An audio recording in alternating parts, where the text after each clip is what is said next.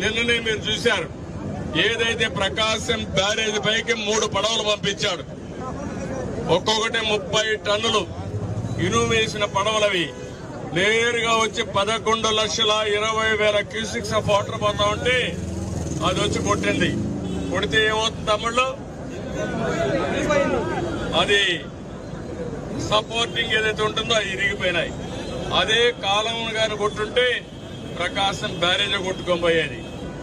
ఎవరిదని చూస్తే వైఎస్ఆర్ కాంగ్రెస్ బొమ్మలు వేసుకుని ఆ గుర్తుని కలర్లు వేసుకుని వాళ్లే వచ్చి కొట్టే పరిస్థితికి వచ్చింది.